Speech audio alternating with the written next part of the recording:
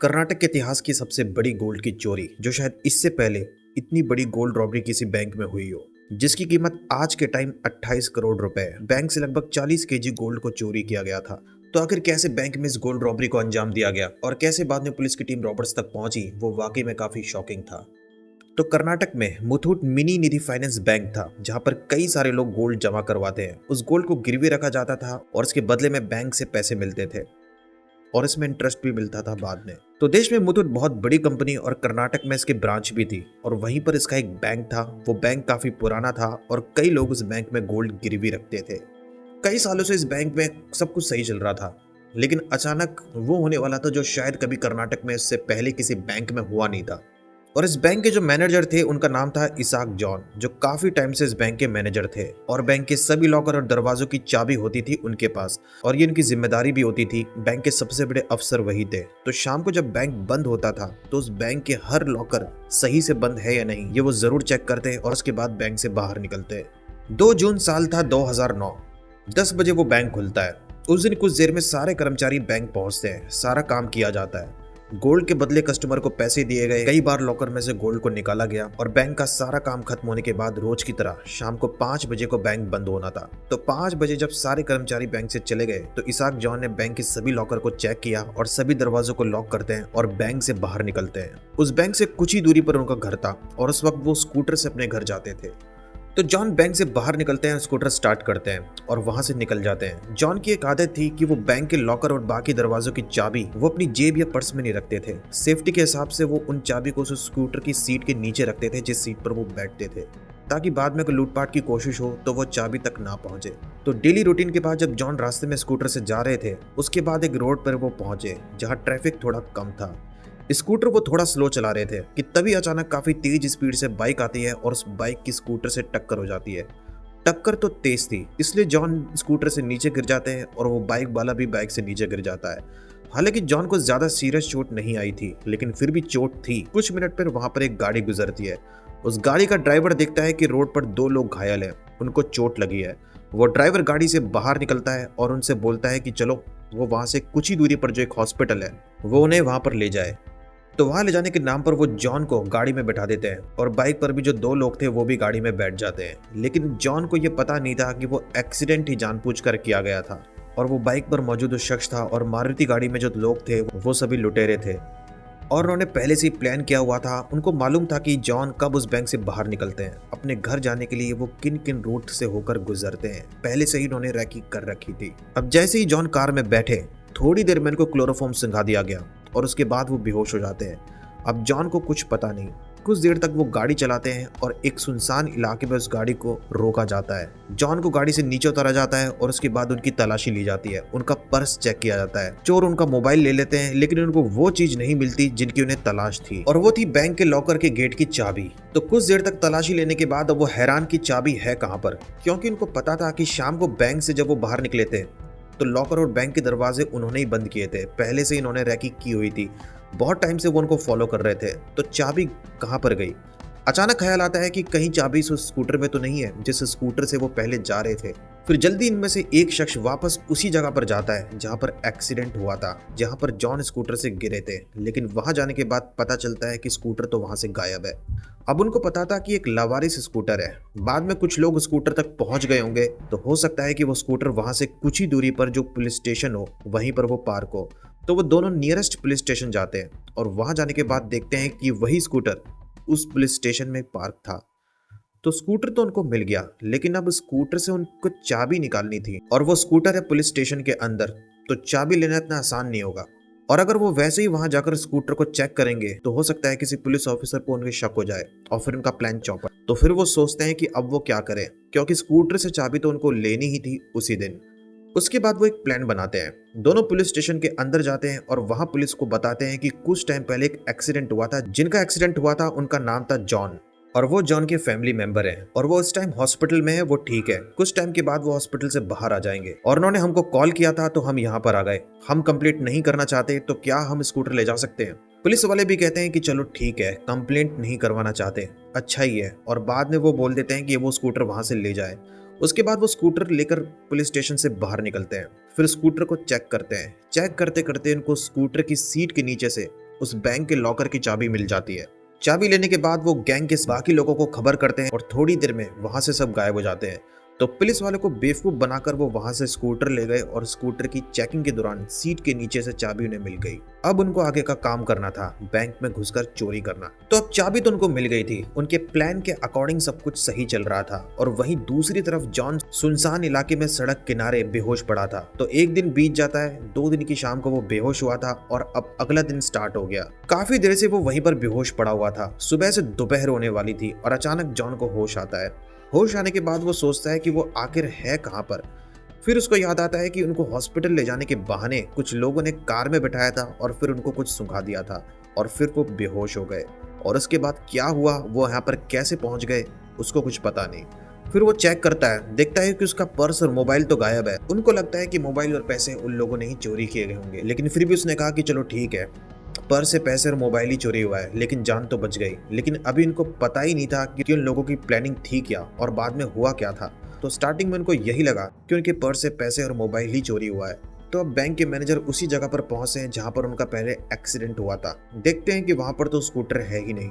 उसके बाद वो पुलिस स्टेशन जाते हैं, वहां पता करने की कोशिश करते हैं। वहां पर उनको बोला जाता है कि स्कूटर तो उनके रिलेटिव ले गए। तो वो बोलता है ठीक है। फिर वो वहां से बाहर निकलते हैं और वहां से कुछ ही दूरी पर उनको वो स्कूटर मिल जाता है। अब उनको खुशी होती है कि चलो स्कूटर तो मिल गया। अब वो बैंक की चाबी स्कूटर की सीट के नीचे रखी थी। जब वो उस चाबी को सीट के नीचे चेक करते हैं तो वो हैरान कि चाबी तो वहां पर है ही नहीं। अब वो क्या करे। अब पहली बार यहाँ पर जॉन को धक्का लगता है। उसे लगता है कि कुछ गड़बड़ है। वो फौरन बैंक जाता है। तब तक बैंक के खुलने का भी टाइम हो गया था। बैंक का एक गेट खुला हुआ था। अंदर जाके देखा तो सारे लॉकर ओपन पहले से ही थे और लॉकर के अंदर चेक किया तो वहां से सारा गोल्ड गायब। अब उस बैंक मैनेजर की हालत खराब हो जाती है। उसे एहसास हो जाता है कि पिछले कुछ वक्त में यहाँ आखिर हुआ क्या था।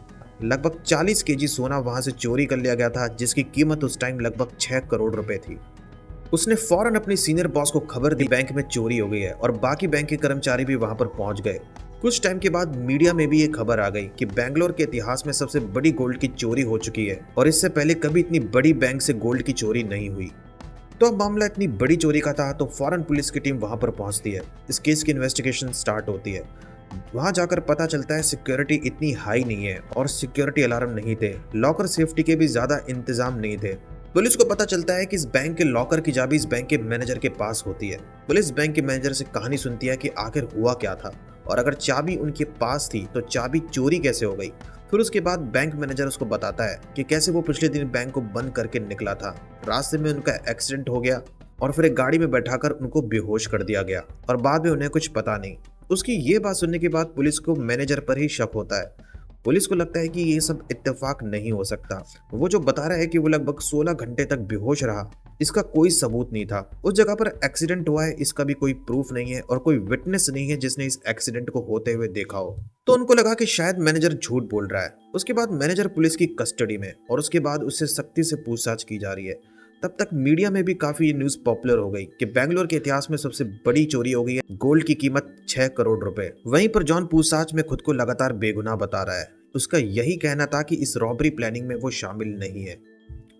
अब उस टाइम साल 2009 में इतनी सीसीटीवी कैमरे नहीं थे और बेंगलोर के जिस छोटे इलाके में वो बैंक था उस बैंक के बाहर भी सीसीटीवी कैमरा नहीं था और वो एक्सीडेंट जहां पे हुआ था वहां भी कैमरा नहीं था और उस पुलिस स्टेशन के बाहर भी कोई कैमरा था नहीं कि आखिर वो टोटल कितने लोग थे और क्या वो 2 लोग जो पहले गाड़ी में मौजूद थे जिन्होंने बैंक मैनेजर को गाड़ी में बैठाया, क्या ये वही 2 लोग थे जो उस पुलिस स्टेशन में गए थे या नहीं। मामला 40 केजी गोल्ड की चोरी का था। पुलिस की कई टीम बनाई गई, बड़े पैमाने पर केस की इन्वेस्टिगेशन स्टार्ट हुई, लेकिन पुलिस को कोई सुराग नहीं मिल रहा था जिससे केस आगे बढ़े। लेकिन अचानक पुलिस को इस केस में एक बात पता चलती है। जिस जगह पर यह बैंक था उस बैंक के सामने कुछ दिन पहले एक फुटवेयर की शॉप ओपन हुई थी जिसमें वो ओनर जूते चप्पल बेचा करता था।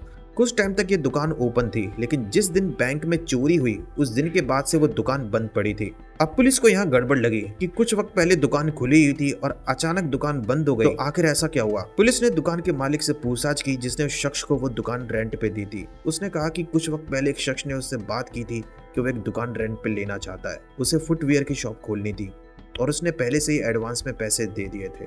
लेकिन बाद में वो दुकान बंद करके वहां से चला जाता है और उसे पता नहीं कि आखिर वो गया कहाँ, लेकिन उसका नंबर उसके पास था। अब पुलिस को लगा चलो अब इस नंबर के अकॉर्डिंग कुछ पता लगे। उसके बाद उस नंबर को चेक किया जाता है। पता लगता है कि वो नंबर लगभग 1 महीने पहले ही एक्टिव था और तभी इसको खरीदा गया था। जब उस नंबर की CDR को चेक किया गया तो पता चला कि उस नंबर से 4 या 5 नंबर ही डायल और रिसीव होते थे। उन बाकी के 4-5 नंबर को भी चेक किया गया तो पता चला वो सारे नंबर लगभग 1 महीने पहले ही एक्टिव हुए थे और वो सारी सिम फेक ID पर खरीदी गई थी। अब इसके अलावा पुलिस को कुछ पता नहीं चला। अब उस नंबर से जो 4-5 नंबर थे उनसे क्या बातचीत हुई थी, सबकी रिकॉर्डिंग चेक की जाती है। और अब तक पुलिस को भी लग चुका था कि गड़बड़ है। 1 महीने पहले इतनी सारी सिम का एक्टिवेट होना और उसमें से सिर्फ 4 या 5 नंबर ही डायल और रिसीव करना, तो पुलिस को अंदाजा हो चुका था कि एक बड़ी प्लानिंग के अकॉर्डिंग ही हुआ है। लेकिन पुलिस के पास इस केस में कोई कैमरा नहीं था, कोई फोटो नहीं और कोई बाकी सुराग नहीं।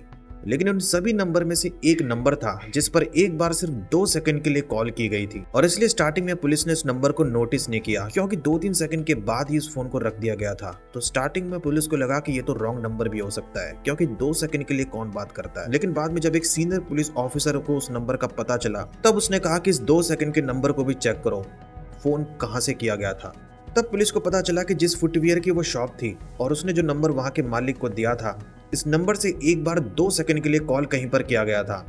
अब बाद में जब उस नंबर को चेक किया गया उस शख्स ने जिसकी वो दुकान थी कि उसने किसको कॉल किया था, तो पता चला कि वो फोन नंबर एक महिला का था और उसी को कॉल किया गया था और वो महिला बेंगलोर में रहने वाली थी। अब इस केस में पुलिस को पहली बार ये नंबर पता चला जो सिम फेक नहीं थी और जिसका एड्रेस सही था। अब पुलिस फौरन उसी लोकेशन का पता करके वहां पर पहुंचती है। उस महिला का एड्रेस पता करने के बाद पुलिस की टीम वहां पहुंचती है और उनसे पूछती है कि उस दिन 2 सेकंड के लिए आपके फोन नंबर पर कॉल आया था, तो वो कॉल किसका था।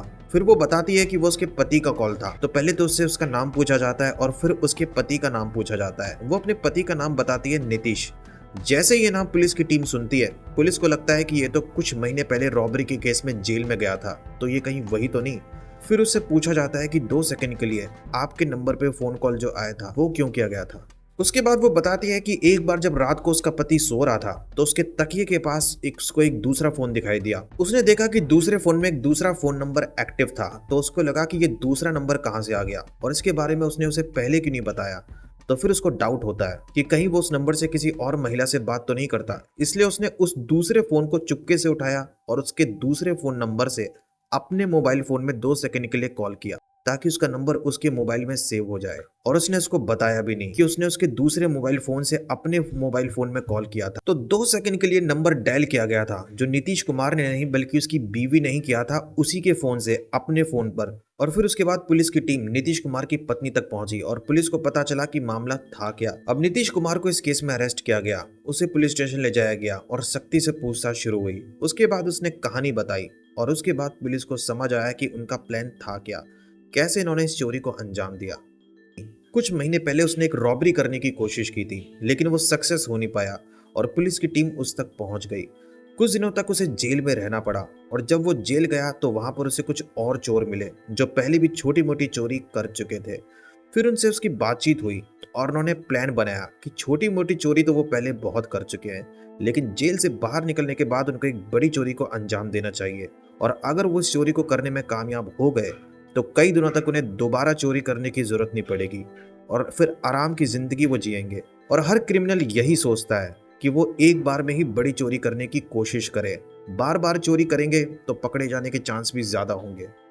उसके बाद जब वो सभी जेल से बाहर निकले तो बेंगलोर में ही वो किसी और क्रिमिनल गैंग से मिले और फिर वहां उनसे बातचीत करके उन्होंने चोरी की प्लानिंग बनाई। सबसे पहले उन्होंने रैकी करना स्टार्ट किया कि किस किस इलाके में चोरी करना ज्यादा सही रहेगा, जहां रॉबरी सक्सेस होने के चांस भी ज्यादा हो और पकड़े जाने के चांस कम हो। जगह जगह पर उन्होंने जाकर चेक किया और फिर उनको एक इलाके में जाकर उन्होंने डिसाइड किया कि वो मुथूट बैंक में चोरी करने का प्लान करेंगे, उस इलाके में जहां भीड़ भाड़ कम थी और उस बैंक के सामने रेंट पर दुकान खाली थी।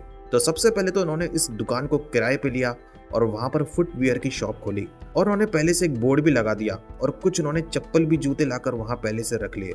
एक टाइम पर वो उस दुकान में जाते और वहां बैठकर वो उस बैंक पर नजर रखते कि कितने टाइम पर कस्टमर बैंक में जाते हैं, किस टाइम पर वो बैंक में ज्यादा भीड़ होती है और बैंक का मैनेजर कब उस बैंक से बाहर निकलता है। तो लगभग 1 महीने तक वो बैंक की रैकी करते रहे कभी कभी बैंक के अंदर जाकर सिक्योरिटी का पता लगाया उन्होंने। अगर सिक्योरिटी गार्ड है तो वो कहाँ कहाँ पर मौजूद होता है, बैंक के अंदर किस जगह पर लॉकर रूम मौजूद है। तो लगभग जब उन्होंने 1 महीने तक रैकी कर ली और जब उनको लगा कि हाँ अब चोरी करने के लिए प्लान तैयार है, तब उन्होंने एक नया सिम लिया और बाद में डिसाइड हुआ कि उस सिम पर सिर्फ 4-5 लोग ही बात करेंगे और रॉबरी सक्सेस होने के बाद उस सिम को डिस्ट्रॉय कर दिया जाएगा ताकि लोकेशन का कुछ बाद में पता ना चले जब पुलिस इस केस की इन्वेस्टिगेशन करे। उसके बाद उन्हें पहले से ही पता था कि जॉन उस बैंक का मैनेजर है और कब वो उस बैंक से बाहर निकलता है, कब वो घर पर पहुंचता है। उसके बाद एक्सीडेंट की प्लानिंग की गई। हॉस्पिटल ले जाने के नाम पर उनको गाड़ी में बिठाया गया और फिर उसको बेहोश कर दिया गया क्योंकि उनको लगा कि चाबी उनके पास होगी पर्स में या जेब में, लेकिन चाबी उनके पास थी नहीं क्योंकि चाबी स्कूटर की सीट के नीचे थी। फिर किसी तरह से वो पुलिस स्टेशन पहुंचते हैं, पुलिस को बेवकूफ बनाकर वहां से स्कूटर ले गए और फिर सीट के नीचे से चाबी ले ली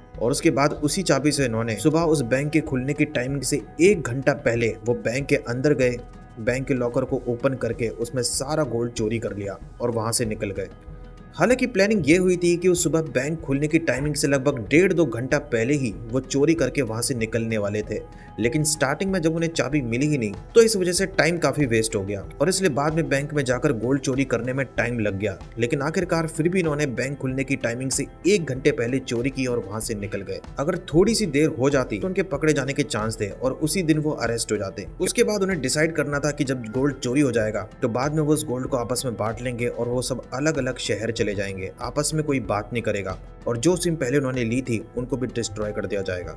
और कुछ दिन के लिए सब छुट्टियां मनाने चले गए। उनमें से कुछ चोर थे जिन्होंने डिसाइड किया कि वो कहां जाने वाले थे। कुछ मनाली गए, कुछ शिमला जाने वाले थे, कुछ मसूरी जाने वाले थे और इसी दौरान कोई कांटेक्ट करने की कोशिश नहीं करेगा। हालांकि बाद में एक दिन डिसाइड किया गया कि उस दिन उस टाइम पर वो सभी लोग एक जगह पर मिलेंगे और वहां पर बात की जाएगी, लेकिन उससे पहले सबको उम्मीद थी कि पुलिस की टीम उन तक नहीं पहुंचे और सब कुछ सही रहे। लेकिन अब पुलिस की टीम निस्तीज तक पहुंच गई थी। फिर जब उससे पूछताछ की गई तो तब इस केस की कहानी पुलिस को पता चली। उससे पूछा गया कि अब बाकी के लोग हैं कहां पर जो प्लानिंग में शामिल थे। फिर उसने कहा कि उसको पता नहीं है क्योंकि वो ज्यादातर लोग अलग अलग शहर घूमने गए थे, लेकिन कई वक्त तक पुलिस की कस्टडी में था वो। पुलिस ने सख्ती से पूछताछ की। फिर उसने बताया कि एक दिन डिसाइड किया गया है जब वो सभी लोग शिमला में मिलेंगे और उनका पहले से ही प्लान था कि उन्हें बाद में एक जगह पर उस टाइम पर मिलना है और उससे पहले नीतीश को ही सबसे कहना था कि सब कुछ सही है और वो सभी लोग वहां पर मिलने के लिए आ जाएं। तो फिर वो तारीख भी आ जाती है। अब पुलिस की टीम फोन कॉल का इंतजार करती है कि कब वो लोग फोन करेंगे। पुलिस स्टेशन में नीतीश का वो पहले का नंबर था जो उसका पहले से ही था और जो रॉबरी की प्लानिंग में यूज नहीं किया गया था। उसी नंबर पर एक दिन कॉल आना था। उसके बाद एक एक करके फोन आने स्टार्ट होते हैं। पुलिस की भी पहले से ही प्लानिंग तैयार थी। पुलिस ने पहले से ही नीतीश को कह रखा था कि वो फोन पर उससे बात करे और ये कहे कि सब कुछ सही है और पुलिस को पता नहीं है उनके ठिकाने का। और पुलिस के कहने पर ही अब वो एक जगह सबको मिलने के लिए बुलाता है। दिन और टाइम डिसाइड किया जाता है। सब लोग उसकी बात पर विश्वास कर लेते हैं। वो भी खुश हो जाते हैं कि चलो पुलिस की टीम को मालूम नहीं है उनके ठिकाने का, लेकिन उनको पता ही नहीं था कि वो खुद पुलिस कस्टडी में है और पुलिस ने ही उसको बोलने के लिए कहा था। तो अब वो यही मानते हैं कि सब कुछ ठीक है, पुलिस को उनके ठिकाने का पता नहीं चला। और उसके बाद वो एक साथ सभी चोर शिमला पहुंच जाते हैं जिस टाइम पर उनकी मीटिंग थी। और उसके बाद पुलिस की टीम पहले से ही वहां पर मौजूद थी। पुलिस की टीम उनकी तरफ बढ़ती है और सभी चोर एक साथ पकड़े जाते हैं। उसके बाद उनकी बताई हुई जगह के अकॉर्डिंग अलग अलग जगह से गोल्ड को ढूंढा जाता है। लगभग 40 केजी का गोल्ड चोरी किया गया था और उसमें से 34 किलो का गोल्ड बरामद कर लिया गया और जिन लोगों को गोल्ड बेचा गया था बाद में उन लोगों को भी अरेस्ट किया गया। और इस केस में एक पुलिस ऑफिसर को भी सस्पेंड कर दिया गया क्योंकि बाद में पता चला कि पुलिस ऑफिसर ने उन रॉबर से कहा था कि वो उसको ये बताए कि इन्होंने चोरी किए गए गोल्ड को छुपाया कहां पर है। अगर वो वहां जाने के बाद उस ऑफिसर को वो गोल्ड मिल जाता है तो वो बाद में उनका केस कोर्ट में कमजोर कर देगा, जिस वजह से उन सभी रॉबर्स की सजा कम हो जाएगी या फिर होगी नहीं। तो जब उसके खिलाफ भी इस केस में सबूत मिले तब बाद में उस पुलिस ऑफिसर को सस्पेंड कर दिया गया और सभी चोर जिन्होंने चोरी को अंजाम दिया था सब के सब जेल पहुंच गए। उनका केस जब कोर्ट में चला तो उनको 10-10 साल की सजा हुई और 10 साल की सजा पूरी होने के बाद वो सब आजाद हो गए। पुलिस को स्टार्टिंग में जब बैंक के मैनेजर पर ही शक हो रहा था, लेकिन बाद में उसके खिलाफ कोई भी सबूत केस में नहीं मिला और बाद में पुलिस को भी मालूम हो गया कि वो इस रॉबरी में शामिल नहीं है। और जब पुलिस ने उससे पूछताछ की थी उसने जो कहानी बताई थी कि कैसे उन लोगों ने चाबी चुराई वो बात सही थी। अगर इस केस में 2 सेकंड का कॉल नीतीश की पत्नी शक की वजह से ना करती तो ये केस सॉल्व होने में कितना टाइम लगता है ये किसी को पता नहीं, क्योंकि खुद एक टाइम पर एक सीनियर पुलिस ऑफिसर ने कहा था कि एक टाइम पर यह केस बहुत उलझा हुआ था। लेकिन आखिरकार पुलिस ने जो इतने सारे नंबर को चेक किया गया था उनकी रिकॉर्डिंग चेक की गई और फाइनली एक 2 सेकंड की कॉल की वजह से एक सीनियर पुलिस ऑफिसर को लगा कि कुछ गड़बड़ है, जिस नंबर को कई पुलिस ऑफिसर ने पहले नोटिस नहीं किया। और आखिरकार उसी नंबर की वजह से बाद में केस सॉल्व होने में बहुत बड़ी मदद हुई। लेकिन फिर भी कई जगह ढूंढने के बाद 40 केजी गोल्ड में से वो जो 6 केजी गोल्ड को बेचा गया था, वो पुलिस को पता ही नहीं चला कि आखिर वो है कहाँ पर। वो कभी बरामद नहीं हो पाया। और चोरी करने के बाद उस गैंग के लोगों ने कई जगह पर जो पैसे खर्च किए थे, वो कितने पैसे खर्च हुए थे, इसका भी कोई रिकॉर्ड मौजूद नहीं है। हालांकि चोरी करने के बाद वो अलग अलग जगह पर घूमने गए थे और उन्होंने खूब पैसे उड़ाए थे। और वो यही उम्मीद कर रहे थे कि शायद अब पुलिस की टीम उन तक नहीं पहुंच पाएगी और वो हमेशा के लिए आज़ाद है, वो कभी जेल में नहीं जाएंगे। इतने दिनों की प्लानिंग करने के बाद वो फाइनली रॉबरी करने में सक्सेस हो गए थे, और वो भी एक बहुत बड़ी चोरी जो शायद उन्होंने पहले कभी अपनी लाइफ में की नहीं थी, जिससे उनके पास इतने सारे पैसे हो गए थे। लेकिन एक छोटा सा सुराग कभी कभी काम कर देता है और बड़े बड़े केस सॉल्व हो जाते हैं, और यही हुआ था इस केस में। तो आपको स्टोरी कैसे लगी कमेंट में बताना। मिलता हूं मैं आपसे नेक्स्ट वीडियो में। Thank you very much.